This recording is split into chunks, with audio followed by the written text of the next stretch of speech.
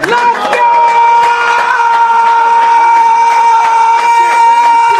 go! Broncos country! Your Denver Broncos just got it done in the divisional round of the 2026 NFL playoffs. How you feeling? I'm losing my mind. I'm so excited. We're going to the AFC Championship for the first time in 10 years. And all the haters out there that said the Denver Broncos weren't ready for playoff football, suck lemons, because you were wrong. The Denver Broncos got it done in the clutch again. An overtime win by the Denver Broncos, 33-30. And the Broncos are going to the AFC Championship. This is the Buck Your Feelings post-game show. Let's freaking go!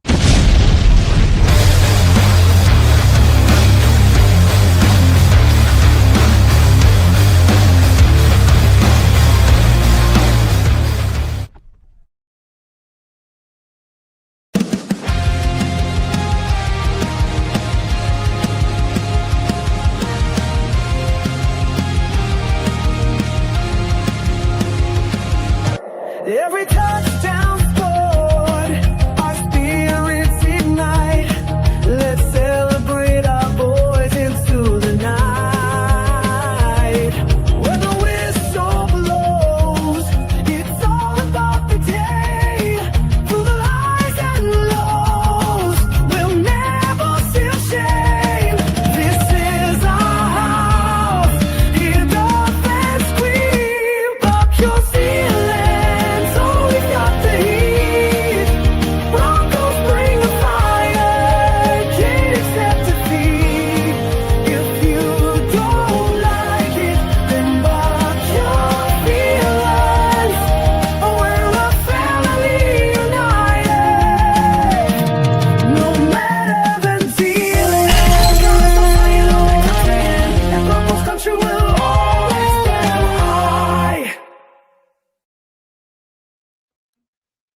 Let's go! Broncos number one. Denver's gonna win it! Oh, baby, they're gonna win this thing! You can stand up and salute in Denver. The Broncos have done it! Oh, what is up, Broncos country? How you doing, Orange and Blue crew? Welcome to the Buck Your Feelings post-game show. I'm Johnny Baki, the Mile High Viking, joined by my very, very, very tall friend, the 6'10" Mexican, Adon Diaz, as we celebrate the Denver Broncos divisional round victory over the Buffalo Bills. Adon, how you feeling right now, bro? I'm poking everybody in the eye right now.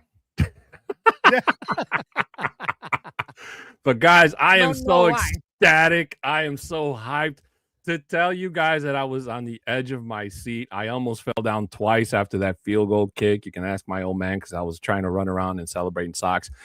20 years ago, I could do a backflip, but I can't do one now because I'll bust my skull. But this was a nerve wrecker from the beginning, Johnny. And thankfully, we played a pretty clean game, which meant the officials. Now, right now, trending on Twitter, and I was just telling Johnny this before the start of the show, there's a lot of people who are saying that the Broncos won because of two bad PI calls. So that's going to be debated later on down the road. We don't get to dictate that. We're just here to celebrate the outcome, Johnny Baki, which is we won. Bro, we can debate it right now, and they're wrong. They were absolutely PIs. The first one, the defender had a firm hold on Cortland Sutton's arm for the first 10 yards of his run, which prevents him from running his route. Therefore, pass interference. The second one, with Marvin Mims, White never turned his damn head around. Oh my gosh, that's pass interference. You play the player and not the ball. You don't turn your head. It's pass interference. You can sit and debate and whine and cry and bitch and moan all you want, but you are wrong. Those were both PIs, and they were both on the Bills. Sorry, but that's how the game is played. You play the game wrong, you pay the consequences. And the consequence is a Denver Broncos victory. And we are going to the AFC Championship for the first time in 10 years. I'm feeling right, so my friend. damn good, Adon. I'm feeling so good right now. I hope you are too, buddy. Oh man, I'm telling you, I think I've done enough hooting and hollering. I feel like we just won our Super Bowl. That's how I'm probably overdoing it. But I'm so proud of these guys. Again, going every single hype video I've seen for the last 2 weeks pretty much was the same narrative. You had a team that wasn't supposed to be anywhere near the playoffs starting last season. And then they went and they did the impossible, which is they went into the playoffs as a wild card with all these problems on their back, with Sean Payton trying to do his best with very little. Ironically, it was Buffalo that sent us home packing last year, and in a very bad fashion, mind you. So all we did was we took our time, we licked our wounds, we came back, and Buffalo definitely wishes they could have some of those mistakes back. I mean, 3 or 4 turnovers in the game, Johnny? I mean, it was freaking 5? 5, bro. Oh, right. 5. 3 fumbles, 2 interceptions, 5 turnovers in the game. Yeah, it was freaking bananas. I mean, and Bo Nix, I mean, besides that really one bad play, that interception where I don't know what it reminded me of the whole Washington play. That's what that pass reminded me like. It wasn't going anywhere. It was better off just going off sailing. But thankfully, the Broncos only punted the ball once. So every other drives, they were able to put up points where points needed to be. Shout out to Marvin Mims for making that fantastic catch. Cortland Sutton still giving me a heart attack because he keeps making these catches like upside down, and then the ones he's supposed to make, he drops, putting Bo into these just ugly situations where they don't need to be. And then the wide receiver screens, Johnny, I'm going to tear my hair out if I keep seeing more wide receiver screens that aren't going anywhere. Yeah, foolish. But we got it done. We got the dub.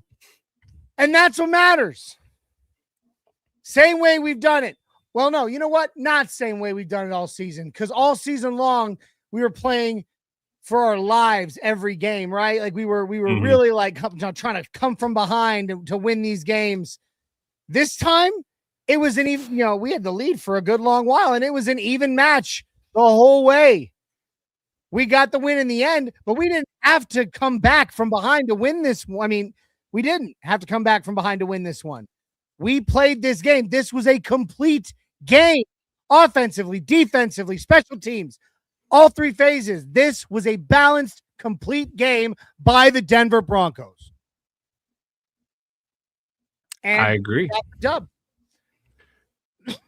And say what you want, whiny Bills fans on Twitter. You're out. We're in. It's over. See you next season. Enjoy Cancun. All right? Say hi to the Chargers for us. Yeah, right? But guys, before we continue, welcome again to the Buck Your Feelings post-game show here on the Orange and Blue Network. We are a fan-led network built by fans for fans, and we are trying to grow. So if this is your first time here, please make sure that you like, subscribe, share, comment, especially on YouTube, because on YouTube, we just gave away a Bo Nix jersey to one lucky subscriber. We will be announcing who that is and showing their picture once they have it in hand. It's in the mail, but we are only 120 subscribers away from our next giveaway, and it could be you. So subscribe. Hit that sub, ring that notification bell so you don't miss any of our awesome content. Make sure your profile is set to public so that we can see your name. But I'm telling you, you want all of this because you don't want to miss any of our other awesome content. Look at this. Runs all week long, almost every day. And of course, all year long. Monday and Friday, you got Orange and Blue Blitz. In the morning, you got Broncos Bros on Monday nights. Myself and my cousin do Nothing Rhymes Orange and Blue on Tuesdays. Doc and JT cover all Mile High sports on Wednesday afternoons. Broncos Talk, starring that tall guy over there. That's on Wednesday nights. Mile High Oukast is on Thursdays at 7 p.m. We've got a Spanish-speaking podcast, again with that tall MFer over there. We've got a breaking news podcast called Fresh Squeeze. And during the season, we have pregame called Get Bucked, play-by-play called The Bucking Booth, and post-game shows for every game day. You don't want to miss any of it. So please like, subscribe, share, and comment. Also, find us on X, find us on Facebook, and wherever you listen to the audio versions of your favorite podcasts, you can find us there too. Just search Orange and Blue Network. We also, of course, have to show some love to the subscribers, or not the subscribers, the sponsors of today's show. You can find the link in the bio below. Dubby.gg will take you to Dubby Jitterless Energy Blend. Dubby's amazing stuff. It will be your mouth's favorite energy drink. Comes in a multitude of delicious flavors and has the caffeine that you need to kick your day off, keep your day going, but without getting the jitters and without getting the crash at the end. Because Dubby has no sugar. It also has no calories, no maltodextrin, no fillers, or artificial colors. It's all natural. Amino acids, B vitamins, nootropics, and the caffeine comes directly from the coffee fruit. So it is as natural as can be. You're going to want to get your hands on it. I promise you, I swear by it. My cousin Jay swears by it. It is great stuff. And we're going to make that and so you're going to get yourself the dub the way the Broncos just got a dub by punching in code OBN10. OBN10 will get you 10% off your order at checkout and let them know that we're the ones that sent you. So go on over, get yourself the dub like the Broncos. You'll thank me later. All right, back to it. Adon, this game was, I mean, there were definitely some moments that I was having some heart palpitations, my friend. Agreed. But this is the game of the year, as far as I'm concerned, at least for the Broncos. No, go ahead. I'm sorry. No, send it. I was just going to say real quick that a lot of people, the football analysts, they all pretty much agreed on one thing. Whoever won this game, regardless of what happens with New England and Houston tomorrow, is pretty much guaranteed a spot in the Super Bowl. If it was Buffalo, it was more likely going to be them. If it was the Broncos, it was more likely going to be them because New England has a pretty good offense. Their defense is so-so. Houston, we already know their defense is crazy. Their offense last week made too many mistakes. So, and the Broncos have already beaten Houston. And should New England beat them coming into Denver, I think that they won't be as big of a hurdle as Buffalo was. However, this game totally had it all. I started getting nervous after the Broncos gave up that 13-point lead because, I was racking my brain. I thought that Will Lutz could have made that kick. I don't think that the Broncos needed to have punted. I know Sean Payton has a lot of confidence in the defense, so have I. But it would have been nice to have not had to have played or been down, I should say, because we all know that Bo Nix has only failed once in coming back in the fourth quarter, and that was against Jacksonville. Okay, so 1 out of the entire season is a fantastic stat, no matter who you are down the lane. Yep. But these guys did not quit, especially when the defense came to,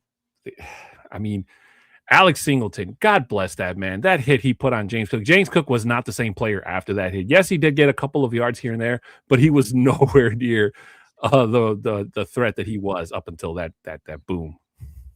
Oh, yeah. Let's talk Alex Singleton for a second. 14 total tackles on the day. 11 of them solo and 1 QB hit. Unbelievable, bro. Unbelievable. I mean, that man just had that surgery not that long ago, but he's got balls the size of Buicks. I'm telling you. He is a beast. He's an animal. And I'm so glad that he's on this team. And I'm so glad that he's going to be here for a while. I don't think they're letting him go. You'd be stupid. Pretty much. And hopefully we get Brandon Jones back next week. Crossing my fingers for that. On the injury front, we did lose 2 wide receivers, Pat Bryant going down and then Troy Franklin with that hamstring. I don't think we'll get Franklin back because hamstring injuries are just it's very rare when you see somebody come back after a week. You know, if they do, it's like I mean, he could if it's a minor thing, it could be very minor, and they just chose to keep him out to not aggravate it further. So I mean, it's possible. Hopefully, hopefully that the concussion protocols allow. We have a long week again because we played on Saturday and now the AFC Championships on Sunday. We have a 1 day longer week. Hopefully during that time, Pat Bryant can clear concussion protocol and come back. But in any case, everyone rallied despite the injuries, despite who went down and went out. Alex Forsythe went down and Sam Mustipher, our third string center, came in and he played good. Yeah. I mean, when I saw him taking snaps, I was already like, oh, Jesus. Sam Mustipher. My friends were like, was that the guy that was with the Bears? And I'm like, yeah, that was him. That's the same Sam Mustipher. And I was already thinking about what happened against Kansas City when our center that got pushed on his ass and, blocked. For some reason, my mind went that way. But no, that one Bo Nix run that saved that one drive wouldn't have been possible had it not been for Sam Mustipher's for a block from Sam Mustipher. He did a very good job coming in the way he did. So agreed. There are so many names in this game to throw out there, and we will definitely do that with when we come our game ball segment. But man, there was just so much to digest from this game. Again, all season long, the Denver Broncos have had to fight their way back from behind. We took the lead early. Not by a lot, but we took the lead early and we kept building on it and we continued to build on it. And even once we went down and did have to make a slight comeback, we did that too. We played a complete game, and that you cannot put a price on it. We finally have seen the Denver Broncos put together a real full game, especially offensively. There were some drops. They weren't great. There was some moments you were scratching your head like you said, oh, another wide receiver screen, or whatever, but why did we've completely, here we are in the fourth quarter and the overtime, we've completely abandoned the run game. But again, we did not have to claw our way back. We played a complete game. And that is something so impressive, so exciting, because we haven't gotten to see that this season. Even though there was I was like, oh, heart palpitations. Oh God, the 13-point lead is gone. I did not feel like the Broncos were the cardiac kids today. Did you? I'll be honest with that last drive. I mean, things were looking kind of crazy, especially when we punted the ball back starting overtime. I was like, man, can this defense get us one more turnover? Can they get a stop? Can they make Buffalo punt? Because I don't think the punter for Buffalo even punted once, right? Like Buffalo scored or they had a turnover. Yeah, I was going to say, no, I don't think he punted even once, but we didn't need to because we turned the ball over 5 times. Yeah. And I don't hate Matt Prater. I know a lot of people were hating on Matt Prater for sending into overtime, but hey, Matt Prater still holds the record for 64 yards against the Tennessee Titans in 2012, and that's just Matt Prater in 2013 when I was in Afghanistan. 13, yeah, in 2013 when I was in Afghanistan during the Broncos record-breaking season, when Matt Prater set that record and was doing such a phenomenal job for the Broncos, I wrote to him from Afghanistan. I don't remember where I found his, an address for him, but I wrote him a letter and I told him where I was, told him what I was doing. I'm a soldier. I'm in Afghanistan. And right now, the only thing keeping me going day in, day out is Broncos games each week. And you've been doing, I told him, I said in my first letter, you've been doing such a phenomenal job with these, in these games and that record breaking kick. I was like, I just want to say thank you because, I know, we're here. I'm here at war and the Broncos is what's keeping me going. Well, he responded. He wrote me back. And then we continued to write the rest of my deployment. Like I think we ended up exchanging something like 8 or 9 letters. So Matt Prater was my pen pal when I was deployed in Afghanistan. And no matter where he is, what he's doing, or when he sends a game that I want my team to win into overtime, I love that guy. I have mad respect for him. And I think that the way he was run out of Denver was BS in the first place. I agree. Regardless of all that, this was such a good game, some great stats. And I mean, let's talk some team stats here. Not everything was sunshine and rainbows, but we did manage. We had 22 first downs, was less than the Bills. Bills had 28. We were pretty much even on that was on passing first downs. Rushing first downs, we were almost even. They had 14, we had 13. First downs from penalties, we had 3. They had 1. Fourth down efficiency was even across the board, Broncos to Bills. 1 and 1. 1 for 1 on fourth down. Believe it or not, the Bills dominated us in total plays, 78-68. Total yards, they dominated us by exactly 100 yards. They had 449. We had 349.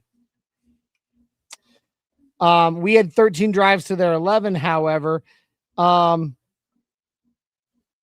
again, we destroyed them in terms of the turnover battle. And this is one of those rare occasions. We always talk about, owning time of possession, right? Mm-hmm. This is one of those rare times that the team that did not possess the ball nearly as long as the other won the game, because they possessed the ball for 40 minutes and 58 seconds. And we had it for only 29 minutes and 18 seconds through all 4 quarters and overtime. So, if you ask me, we were a little more efficient with our time. Obviously, the turnovers definitely changed that a little bit. I mean, it did. And the Bills were the Bills. I think that they played us a whole lot closer and better than they did Jacksonville last week. I will die on the hill where I said that interception by Jacksonville was just luck. It was just luck. It was, right time at the right place, because if they would have let Jacksonville march down that field, we may be playing a whole different team, or we would have played a whole different team, I should say. I agree. Today. So, and the mistakes that the Bills made in overtime, they were not able to capitalize. I think, the thing that makes Josh Allen that people love is that Josh Allen likes to take mistakes or risks, I should say. And when it turns into a mistake, like, everybody clowns on him. But when it works, he's a genius. He's a hero. I mean, just go look at Twitter before halftime. Like, everybody was already writing Josh Allen off because of that blunder. I don't know if he was trying to pitch it or if he just got knocked. Doesn't matter. He shouldn't have ran out with the ball. He should have just took a knee and went into the locker room. They were going to get the ball in the second half anyway. So that was a boneheaded play.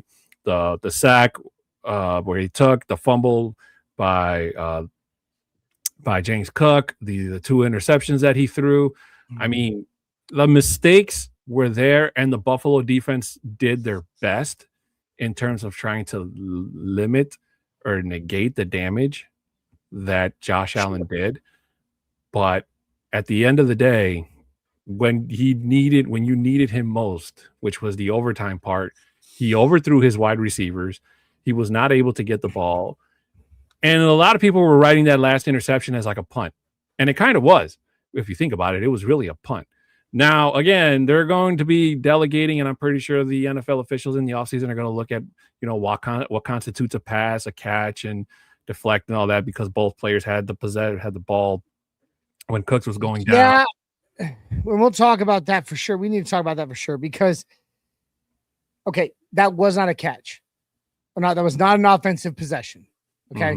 Mm-hmm. He had the ball in his hands, but but from that one angle, the end zone angle, as he came down, the ball was already coming out of his possession as he hit the ground. It was not in his possession as he hit the ground. McMillan, on the other hand, had it scooped and had it scooped against his chest as he came down on the ground. Mm-hmm. That is an interception. I get it, it's so close that it's scary. But when you look at it over and over and over again, especially from that one angle, you could see that he did not maintain possession of that ball as he went to the ground. Therefore, not a catch. That's the rules. I didn't write them. But all right, let's get some comments because I feel like I neglected comments already, for 25 minutes, and I feel terrible. I'm so sorry. Crazy Ray has coming in saying, feels damn good. Let's effing go, Broncos country. Bronco Rob, who did a damn fine job as co-hosting with me. He was the host. I was the co-host of the Game Time show. Says Broncos moving on to the AFC Championship, which will be in Denver. Let's go. 9 Nick Smith. That's a new name to me. So I'm going to toast 9 Nick Smith. Welcome to the Orange and Blue crew. He says, in addition to those PIs, there was also a holding in the end zone on the Bills' first drive of overtime on that Josh Allen escape from the end zone, which could almost result in safety. There was a hold, and it should have been a safety. Yeah. But neither here nor there. Garrett, like a good neighbors, Gary is there. He says, go Broncos country, #1 best team win. Absolutely, my friend. Shy Vargas says, what a game. Yes, buddy. Yes. Keep that hype. We need it for next week. Dennis Medlock coming in saying, probably going to be a bit. No, I'm talking about.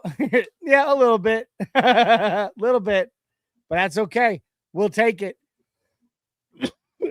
Quick update on the NFC divisional game. The Seahawks just scored again. It is now 16-0 with 1:50 left in the first quarter. And it looks like San Francisco may be losing this one early. BTA, huh? Yeah, right. Yost, the host with the most, my co-host over on the Nothing Rhymes Orange and Blue podcast, says, super glad we won, but let's be 110. We were getting outplayed the second half and in OT. What the hell were we doing?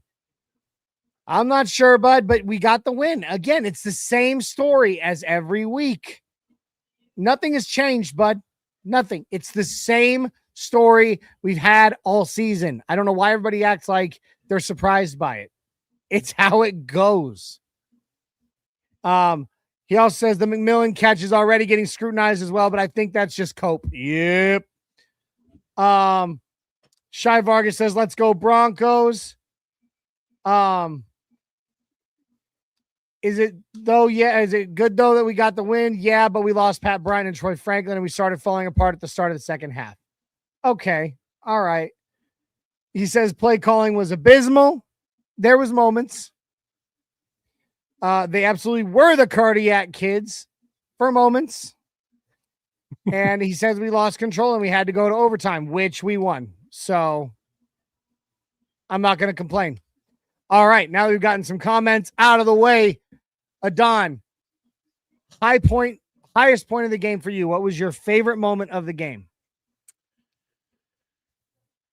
Watching Alex Singleton completely take down James Cook with that hit. I mean, if there was a definition of boom in the dictionary, I guess you can count the one that Tufanga put on Kincaid as a second close, because those were both boom. I was about to say that. Welcome to the NFL moments.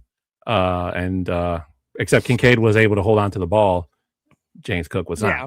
So that would be my play of the game, because that's really what started the momentum swing for the Broncos. Sure. What was your lowest point? What was the point that just had you like the whole, after it all, you look back and you go, oh.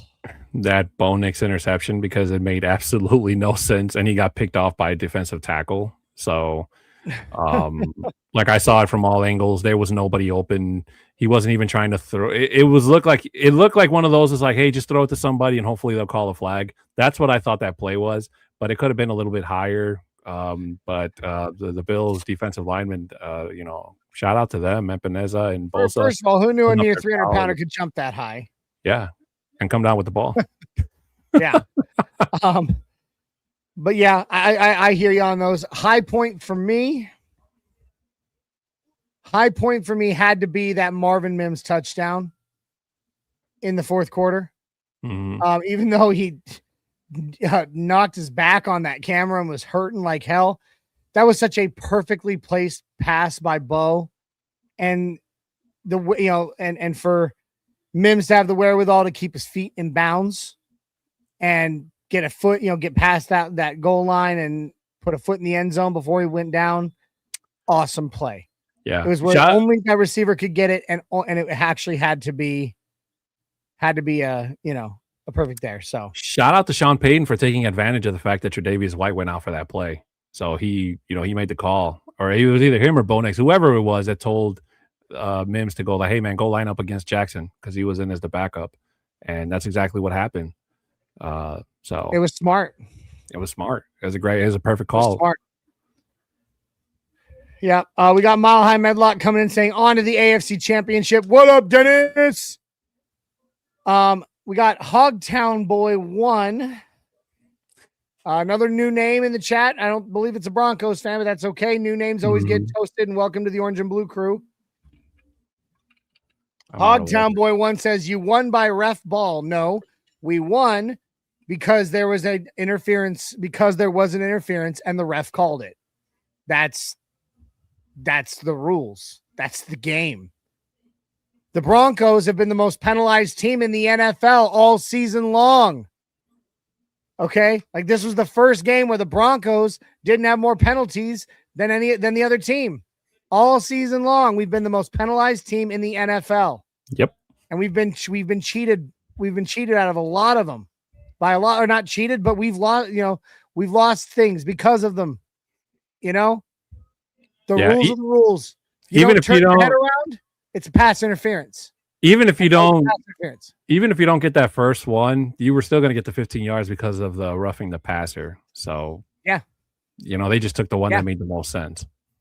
Yeah, absolutely. I said that live during the game. I said it. But given the choice between those two penalties, yeah, you take the pass interference.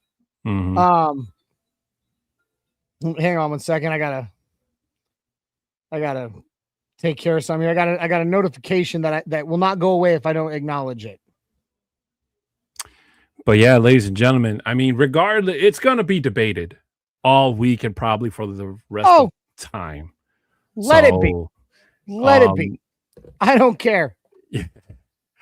But it was a crazy game leading up to it. Nobody expected this game to go in overtime. If you go look at who the people thought were going to win, anybody outside of Broncos country, the majority of them thought Buffalo was going to win. Okay. Yeah. So you can go like Johnny said at the beginning of the show. Hey, maybe there's a seat for you on the plane to Cancun. Yeah, I mean, and Yost coming in talking to Hogtown Boy.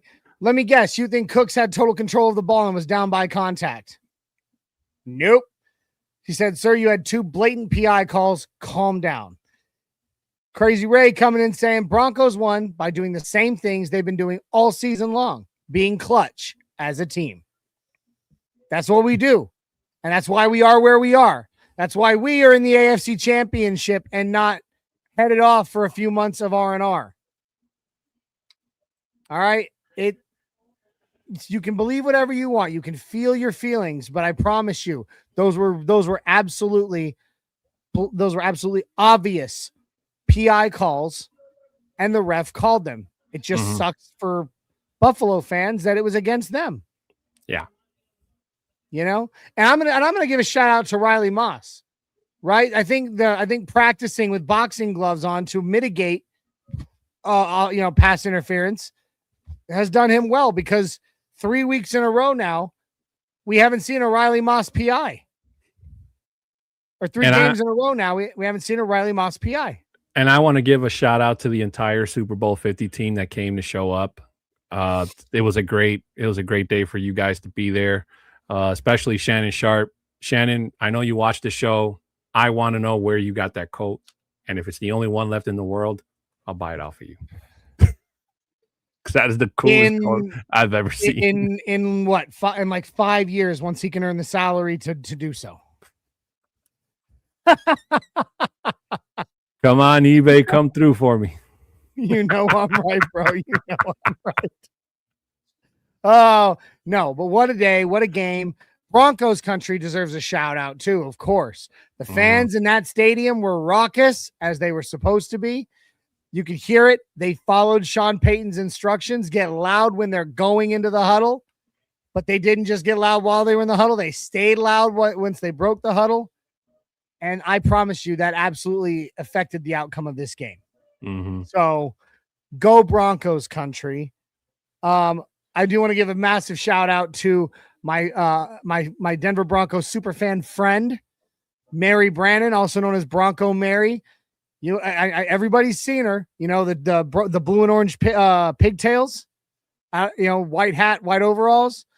She got a big shot on TV today in the South Stands, and she's going very similarly to what I'm going through right now.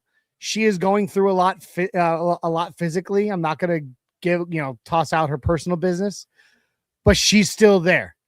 She is a Denver native, so it's a little easier for her to get to games. I'm in Nashville. It's a little harder, but she was still there even through it all. So I want to shout out my friend, Mary. Go Mary, and lots of love, sister. So, all right. So I gave my high point there. I'm going to say that my low point in the game had to be that little Jordan Humphrey drop in the end zone in the first quarter. I was so angry. I was yelling on the live stream at that moment because it was a perfect pass. It was where the defender couldn't get to it.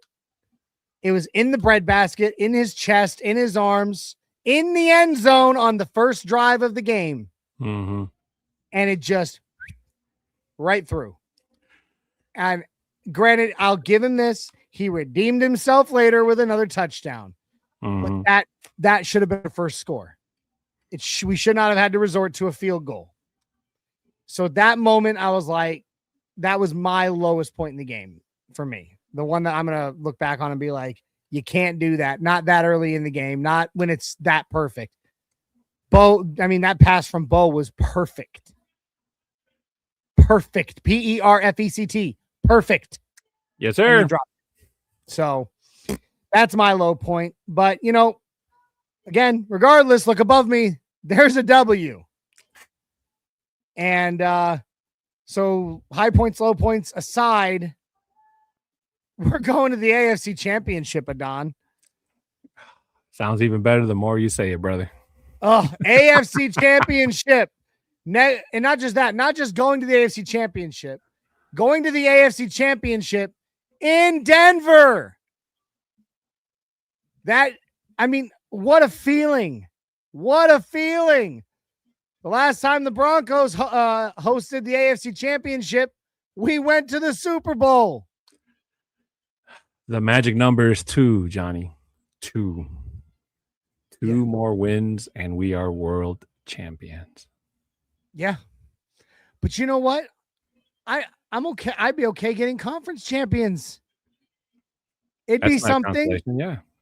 Let's go. Let's look at it like stepping stones, right? Like let's get that trophy first. Let's get the AFC Championship first. Then we can focus on the Lombardi. Like let's set goal steps for ourselves, so to speak. But again, we're just in this incredible moment. What a time to be a Broncos fan and to witness a team that was supposed to be in a rebuilding phase, a team that had $35 million dead cap hit this season, that wasn't supposed to be able to do anything, is now headed to the AFC Championship game. It's my favorite Cinderella story ever. It's beautiful. Tears. Are you even capable of crying? Anyway. If we would have lost, yeah. Well, we didn't. But man, okay. So now let's move on. Let's talk a little AFC Championship. We'll do game balls here in a minute. But let's talk a little AFC Championship here. Broncos are headed there next Sunday in Denver. And who do you think is the most likely to be our opponent of the Patriots and the Texans? Well, I did mention at the start of the show, I do think that Houston has the highest chance of winning, just for the simple fact of the way that they embarrassed the Steelers last week. I mean, the Bills defense was kind of in the same predicament as Houston in terms of the turnovers and making just silly mistakes. Because if you guys watch us on Broncos Talk, the one thing I said that you cannot do in the playoffs is interceptions, turnovers, because they are amplified, and because there's no, hey, we'll come back next week and we'll get better at it. There is no next week if you lose, it's just next season. So you have to play as close as you can to perfect football as you can. So I know the Houston Texans are going into New England.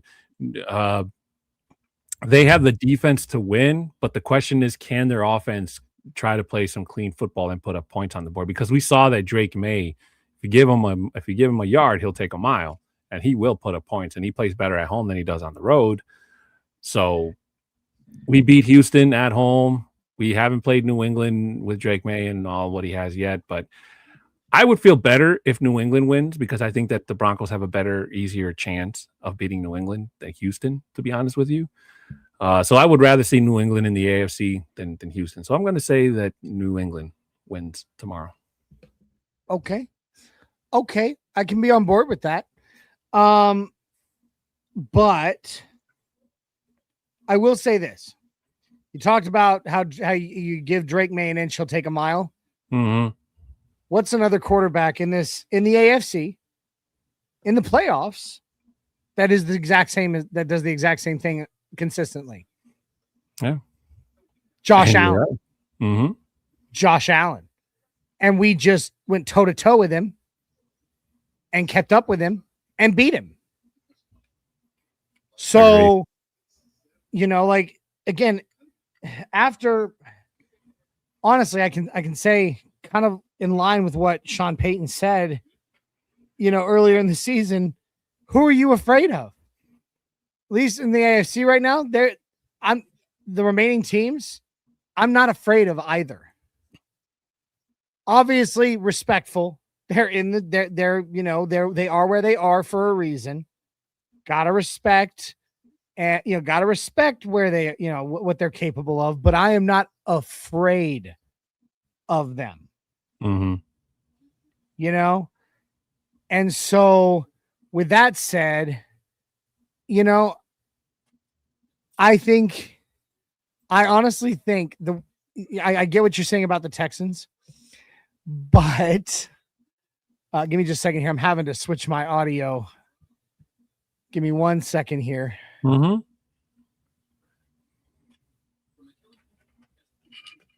I do apologize, having a little bit of technical difficulties. Hey, you're all good, man. Hey, in my defense, I've been live for like 7 hours. So yeah, I was literally about to say you've been online for quite a while, Baki. Yeah, for sure.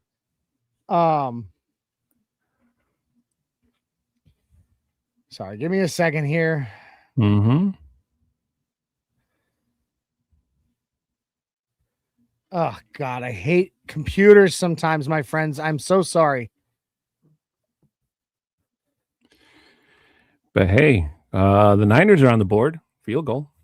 Yeah, the Niners are on the board. They've gotten there. With 11:58 in the second quarter. I don't know. The Seahawks are absolutely. They're a scary team. Now, like I said, there's nobody in the AFC, so it's not, insofar that I'm terribly nervous about. Mm-hmm. But man, those Seahawks, they're a good team this season. They really are. And they have the potential to be very scary. So I don't know, man. Well, I guess we'll see with that. But anyway, you were saying that you think the Texans are the most likely, right? Mhm. Me, I'm going to change it up a little. And here's why. This season has so many almost ridiculous parallels to the 2015 Super Bowl season that I just can't ignore it. Just so many parallels, so many things that are going exactly the same way as they did then. A defense that has carried us most of the season, an offense that has been good at times but inconsistent. So a bunch of close won games, all the way to the playoffs, still managed to be the number 1 seed, and then go to the AFC Championship where they took on the New England Patriots, to go to Santa Clara, in California, to play for the Super Bowl. So I'm saying it's the Patriots. We're going to do it again. The Patriots going to come to Denver. We're going to whoop them, and we're going to go back to Santa Clara. And I say it's going to be another parallel to a different Super Bowl season, not one that we like reliving, but we're going to be facing off against the San Francisco 49ers. Or not the San Francisco, sorry, the Seattle Seahawks in Santa Clara. That's what I feel. I think we'll be seeing the Patriots in the AFC Championship.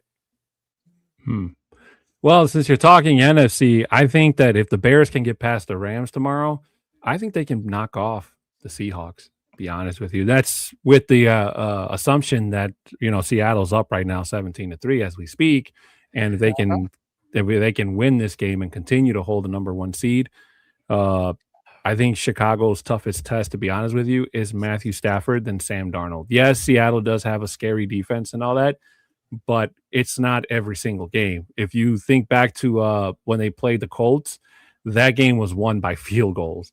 So, right. The 12th man is something to be feared of and whatever, but we won't have to deal with the 12th man in the Super Bowl because it won't be in Seattle. It'll be in Santa Clara. So, yeah, I think the road for the Super Bowl in the NFC is a whole lot crazier and a whole lot more unpredictable than it is in the AFC now, especially that Denver is in the driver's seat.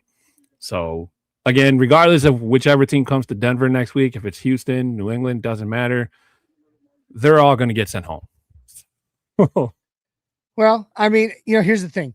I would be afraid if San Francisco manages this comeback and San Francisco keeps making a push. They've also been one of those teams like the Broncos that have defied all odds all season long and just made this push. I would be afraid to go up against San Francisco in the Super Bowl, and here's why. They'd have home field advantage. Yeah. I mean, imagine how many rich people in San Francisco going to be buying Super Bowl tickets if the Niners make it to the Super Bowl in Santa Clara. I'm just saying. So there are a lot of very wealthy people in San Francisco, and there would be a lot of locals wearing San Francisco. They would have true home field advantage for the Super Bowl. I wouldn't want that. So we got D-Rock in the house. Mile High. Who dat? That's right, buddy. It is so good to see you. I just got a notification that says that Bo has a broken bone in his ankle. Not that I was aware of. Yeah, somebody just texted me. Huh. I'm going to have to research that one. Like, what the hell? He didn't seem hurt. No, not at all. In fact, I mean, he ran. How many designed runs were there for him tonight? A lot. He did a lot of running. Yeah, I didn't see. He even went out to the field for the handshake. Post game. Yeah, for the handshake in the post game. Okay, I gotta ask, what is floating around in the background of your picture? It's freaking me the F out. It's a birthday balloon my nephew gave me because it was my birthday like a week and a half ago. So it's just hanging. What day? The 8th. Oh, okay. So you were a few days before me. Mm-hmm. Mine was on the 11th. Yeah, I remember I texted you and you went out to for right, dinner. Yeah. That's right. And they threw me a That's little right. surprise party this past Sunday. So even though I already knew it was going to happen, but I had to act surprised. Of course you did. So hold on. Yeah, see? Bo Nix out for the season with a broken ankle? Yep. Hang I'm trying on. to look for it on Twitter. I don't see it. Like, where did this whole broken ankle come through? And if it's true, like, if there was ever a time to be a Jarrett Stidham fan, like, Hold on. Oh my God. is it?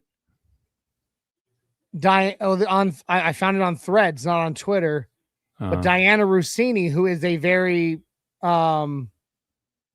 she's a very respectable source, says Broncos QB Bo Nix is out for the rest of the season after breaking a bone in his ankle on the second to last play of the game against the Bills. Sean Payton announced. Jarrett Stidham will start against the winner of Texans Patriots next Sunday. Hang on. That's on Threads. I still got to find, see if I can find something further on it. Oh my God. Yeah. Mace Denver, Andrew Mason on Twitter is reporting it too. Bo Nix is out for the season per Sean Payton, fractured bone in right ankle in overtime, will have surgery in Birmingham, Alabama. Yeah, I just saw it too. Broken ankle. My heart just fell into my stomach.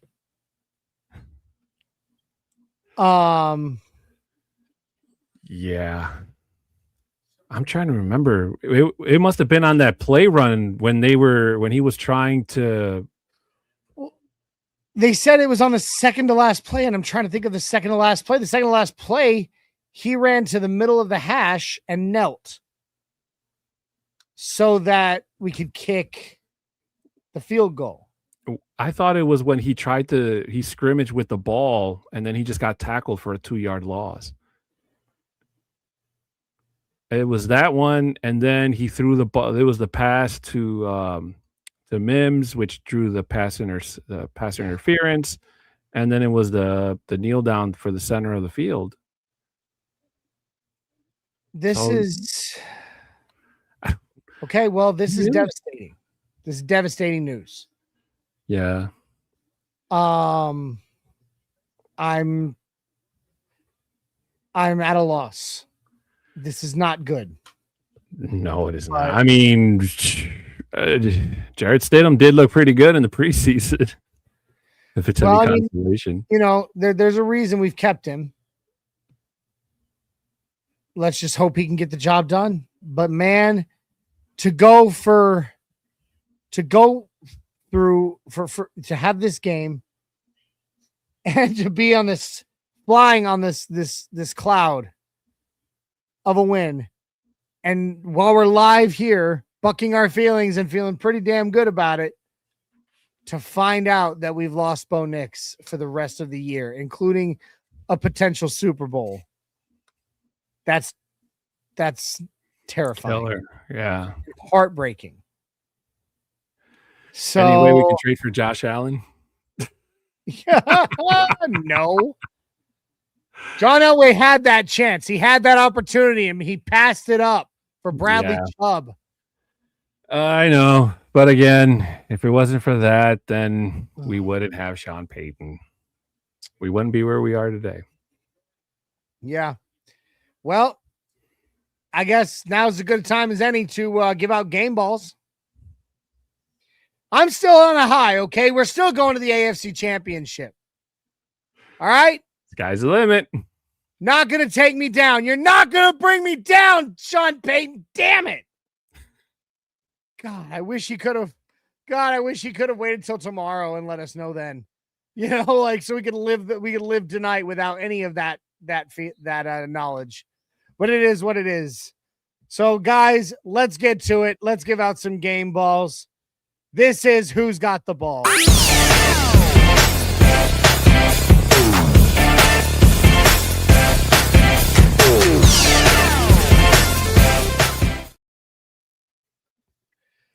All right, welcome to Who's Got the Balls, where we give out game balls to the deserving players that that played in the game. Usually the rule is to get 2 game balls and a loss, but we won, so it's 3 game balls apiece. Can be on any side of the ball. Can be a coach. Can be, whoever you want within the organization. Who gets a game ball? Adon, since you have not been on this show for a long time, buddy, I want you to give the first game ball. I'm going to give my first game ball to Alex Singleton because, again, as I stated earlier, he was the man that started the first momentum swing of the game. Now, there were a couple of times where I felt like he whiffed on certain coverages, but then again, that's the choices that you have to make. If you take one over the other, whatever it is, but he was the anchor on that defense. And when in the second half, when they made the adjustment to limit the run, he was there. He delivered the boom when needed to. He was a great captain for that whole game. So I'm going to say him. Okay. I love it. Yeah, Alex Singleton, we already went through it, but I'll go through it again. I mean, 14 total tackles, 11 of them solo, and a QB hit. He was hitting everybody. He was all over the field. He had some trouble catching James Cook a few times, but he did his job, and he deserves, and when he did meet James Cook, heck, he forced a fumble. He hit him so hard that James Cook forgot what a football was for a second as it flew out of his arms. So absolutely great, phenomenal job by Alex Singleton. And while we have just a second here, I'm going to throw it up there again. Hey guys, if this is your first time watching, we've got a lot of people watching the post-game show with us right now. Please like, subscribe, share, and comment, especially subscribe on Orange and Blue Network. We are 120 subscribers away from our next big giveaway. We just gave away a Bo Nix jersey to one lucky subscriber. You could be next. So make sure you hit that subscribe, make your profile public so that we can see your name, and hit that notification bell so you don't miss any of our other awesome content that runs almost every day of the week, all year long. Also, find us on X, find us on Facebook, and catch the audio version of all of our shows wherever you listen to your favorites. All right. So your first game ball is Alex Singleton. I'm going to give my first game ball to Marvin Mims. All right. Here's the thing. Pre-game, Jay and I were talking on the pre-game show, and he talked about the fact that Marvin Mims has still only been here because of his prowess in his ability in the return game, but that this season he's relatively completely disappeared as a receiver for the Broncos. And everybody calls him the gadget guy. He's a gadget player, blah, blah, blah, right? Well, guess what? Today, we saw him a lot, and it wasn't just in gadget. I feel like Sean Payton has just been holding on to him for use in a game like this. Because Marvin Mims went 8 for 8 on targets for 93 yards and a touchdown. 8 targets, caught all 8, and got a touchdown, which also, happened to be that touchdown I said was my favorite moment in the game. So I got to give it to Marvin Mims. He is not just a gadget guy. He is not just a return guy. He is a damn good wide receiver. I can agree with that. What think you? I can agree with that. I mean, he's had to step up when both wide receivers went down in this game. And I had a feeling that it was probably going to be the same thing going into next week. Now, I am surprised that we didn't see anything out of Elijah Moore. I mean, he was elevated from the practice squad for this game. So the same thing with Caleb Lohner. I was thinking that both of those guys were going to be, surprise players, something that the Bills didn't have any tape on because they've never suited up and played as a Bronco. Well, Caleb has, but he was in the preseason. But Elijah Moore has just kind of been the guy that supposedly was spilling the tea on how Buffalo, works since he was there for a couple of years. Yeah. So, but I can definitely see Marvin Mims gaining his roles. I will say an honorable mention would definitely be little Jordan Humphrey, because like you said earlier in the show, he made up for that drop pass in the end zone, but that beautiful pass he caught from Bo Nix was definitely a thing of beauty. All right. I love it. Next game ball from you, my friend. The next game ball for me, I'm going to definitely say goes to Bo Nix before he got hurt. I mean, the fact that he was able to play a pretty, for the most part, except for that ugly interception we talked about, when it was time to go, he went. And he did exactly, I mean, you could never, if you showed that to somebody who has never seen a football game in their life, and wasn't a Broncos fan, and you showed them that tape, they would think that guy had been playing for years as a Bronco. So for a second year back quarterback, I mean, he played fantastic, great play, and he finally got his revenge over Josh Allen. I do, it's GG for Bills fans, but hey, up until today, they were talking so much smack, especially to this one lady I just remembered I saw at Sam's Club today, who saw me from across the aisle with her Bills gear, and she was just going like, so. Yeah. Oh, she's feeling all right. Bo definitely deserves a game ball. It will be his last chance to get one this season, apparently. Yeah. He played his ass off, though. He ran, he passed, he never got sacked. Not sacked once in this game. And just did a damn good job leading the team. A lot of his passes were, looking at his stat line, 26 for 46. Several of those can be attributed to some drops. A couple of them could be attributed to moments when he was on the run and just had to get rid of it. But ultimately, he led this team very, very, very, very well. Led this team very well. And he definitely deserves that game ball. So yeah, I love that. I love that game ball. I'm going to give one to someone who it's probably a little obscure. My next one is going to an offensive tackle. I'm giving one to Frank freaking Crum, who checked in eligible, an offensive freaking tackle who checked in eligible and caught a pass for a touchdown from his quarterback. The tackle received and scored our first touchdown of the day. I mean, first I got to give him a game ball for those glorious blonde curls that hang out of his helmet. But second, he absolutely, I mean, how often do you see the offensive tackle going out for a reception? Not very. They're usually out there as like an extra blocker. So yeah, when they check in eligible, they're usually out there as an extra blocker, for a tush push or something like that. No, this offensive tackle went out for a reception and got a touchdown. Frank Crum, you're probably never going to get another one. So here is an Orange and Blue Network game ball to you, my friend. And a salute. And a salute from a 6'10" Mexican. Your life is now complete. I'm saying. But, all right. Obviously people are still tuning in, and people on social media think it's like a lie.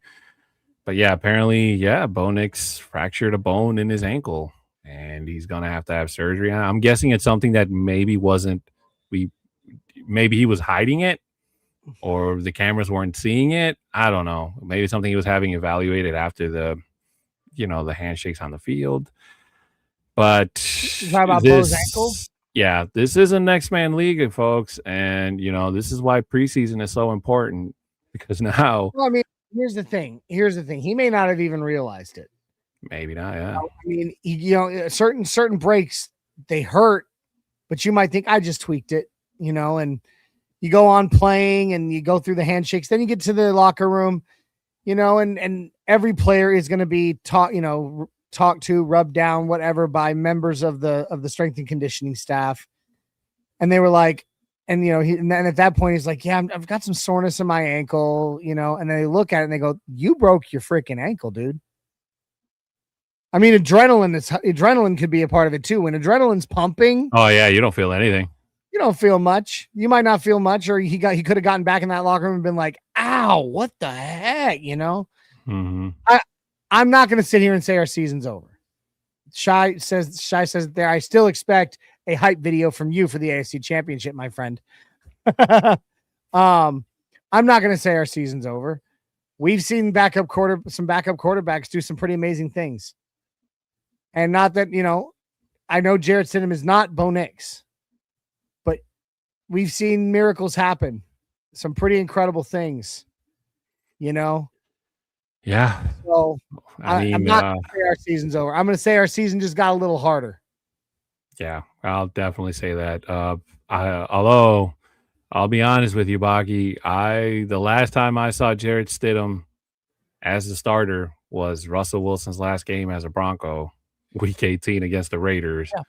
So, and it wasn't pretty. We lost that game, by the way. So, if there was ever a time for our defense to carry us even more, it'll be now. It'll be now.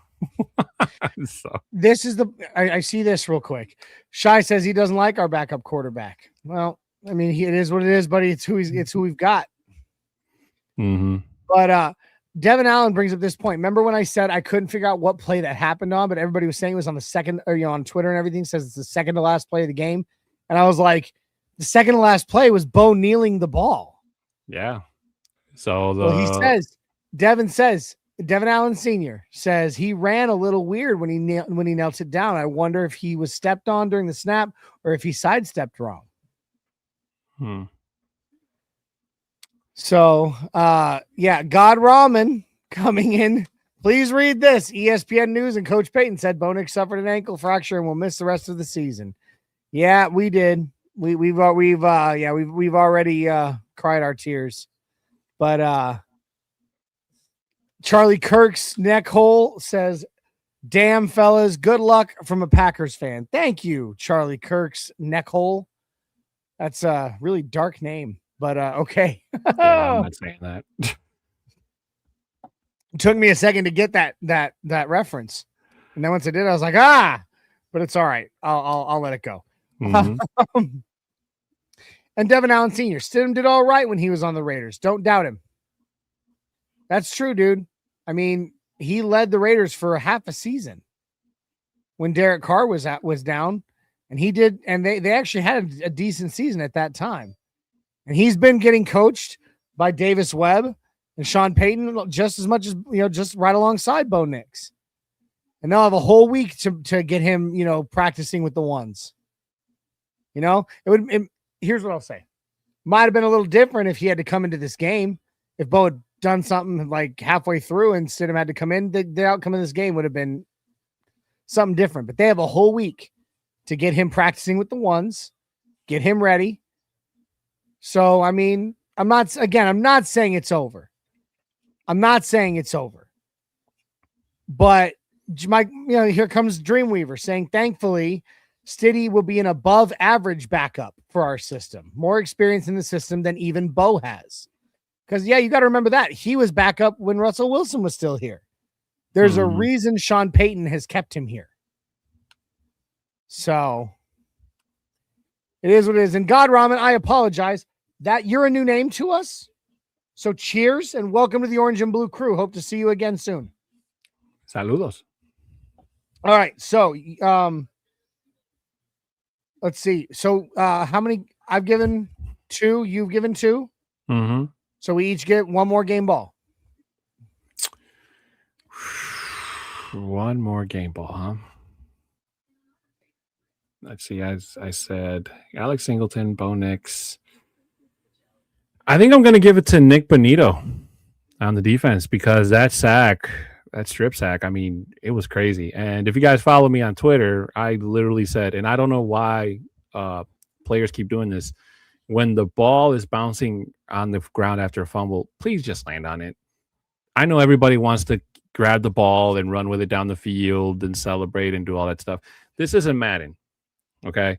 Like, that ball is not going to automatically just come straight to your hands. Just fall on the damn ball, cover it up, and let your offense do what they're paid to do. Because too many times we've seen, plays like that where the ball just bounces everywhere, and in worst case scenario, it goes out of bounds, and it stays with the team that had possession. So thankfully, we were able to recover that pass, though, or that ball, I mean. And so, yeah, Nick Bonito doing what he gets paid to do. Jonathan Cooper, I wanted to say is an honorable mention, but I kind of feel like he hasn't been playing like we expect him to. I kind of feel like he's taken a step back, so I need him to get in there, and meet Nick Bonito at the quarterback. Same goes for DJ Jones. Malcolm Roach has really been stepping up inside next to Zach Allen. I mean, Malcolm Roach had a pretty good game. So, yeah. Yeah, I love it. Nick Bonito, dude's an animal. I love him, and I can't wait to see I cannot wait to continue to watch his career progression. Like, he's still young, so he's just going to keep getting better. And I love that. So, love that game ball. That strip sack definitely was epic, and it was awesome, and he definitely deserves that. Devin Allen Sr. coming saying, Will Lutz, give the kicker some love. He needs a ball. Here's the thing. You can ask anybody who watches our shows religiously. I give Will Lutz game balls way more than anybody probably ever has given a kicker a game ball before. So I'm not doing that tonight. Yes, he deserves an honorable mention. He deserves the love for putting it through the uprights when we needed him to tonight. No misses. I mean, let's see here. Will Lutz, 4 for 4 for 15 points. Wonderful. Great job. He was also extra points. He got all of them. So I'm going to give him that. I'm going to give it to him. 3 for 3 on extra points as well. So good for 18 points, or good for 15 total between all of it. And that's wonderful and impressive, and we're very appreciative. However, I'm not giving him a game ball tonight. I'm going to do a Devin Allen Sr. says, I'm a Raider fan, so I don't watch weekly, but occasionally I pop in and shoot the bull. Well, we appreciate you coming in. We love it when fans of opposing franchises come in and chat with us. It's a great time, and we hope to see you again, Devin. As always, I know your name. I've seen you before, and we appreciate every moment that you're here. We have a lot of Raider fans that tune into to our shows. A lot. So it's kind of fun. But my last game ball, I said honorable mention for Will Lutz. My last game ball, I'm going defensive. And there were a lot of dudes on defense that deserved it tonight. Multiple dudes that caused turnovers or, were harassing the quarterback and everything. I am giving it to Jaquan McMillan for that final interception.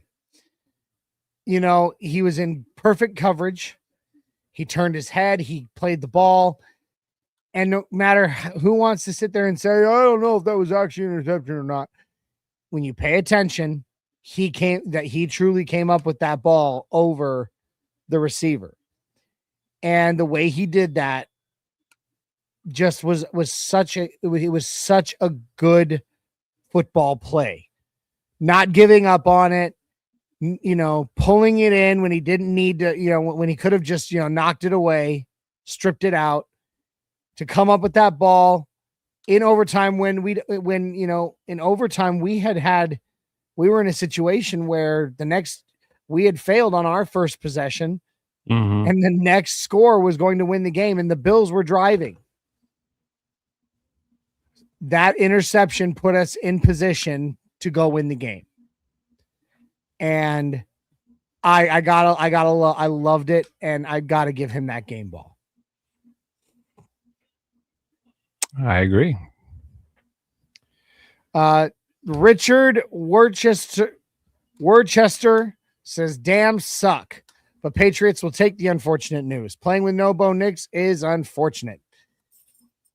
It is unfortunate, but again, I'm going to put my faith in our backup and say and believe that I believe in miracles. I believe miracles can happen. We're in the AFC Championship, and we could still somehow get it done. It's not like I said. I'm not saying everybody's sitting here, for everybody who's in here saying the season's over. I will not say the season is over. I will say the season just got a little more difficult. Okay, I want everybody to look back. Remember back to 2015. Half of that season, Peyton Manning was out, and our backup quarterback led us to a point where we still attained the number 1 seed and ultimately went on to play in the AFC Championship and went to the Super Bowl. I get it. It wasn't in the AFC Championship that we had to suddenly play with our backup. But I do want to point out that our backup led us half of that season, and we went on to win the Super Bowl. I'm not saying the season's over. I will not say that. All I will say is it just got a little more difficult. So let's, in the Army, we had a saying, embrace the suck. We said it all the time. Embrace the suck. Embrace the suck. Broncos country, embrace the suck. The news sucks, but we can embrace it and we can still drive forward. So, let me see here.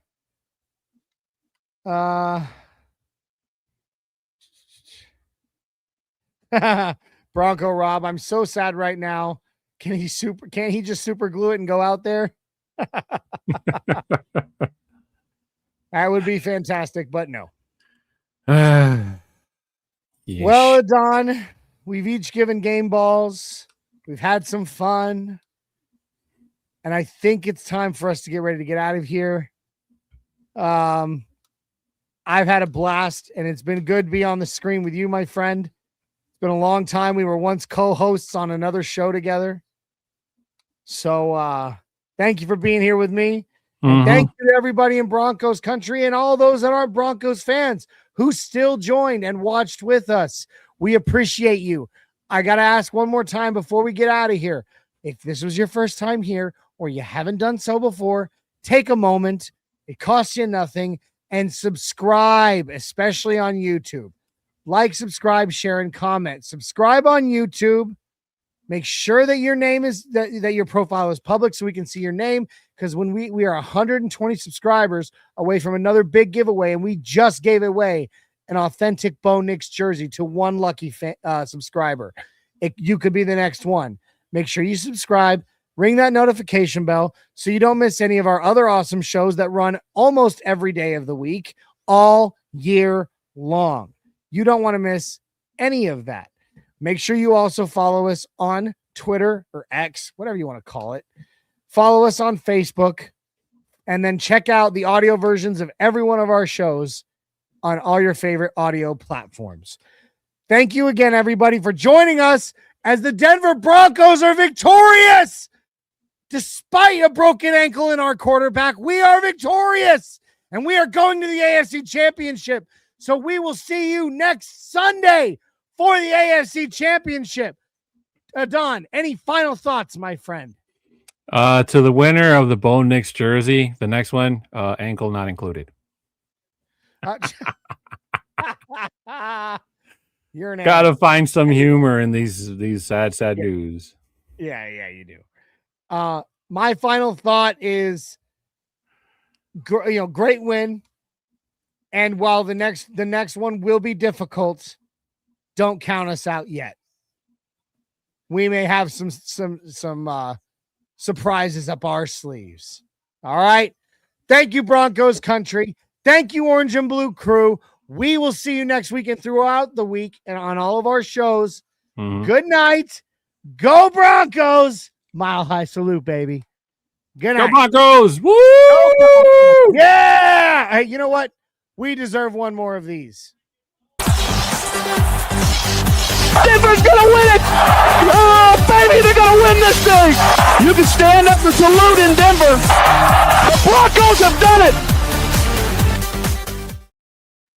There you go. All right, we're out of here, Broncos country. Good night. See ya. Rock your feelings.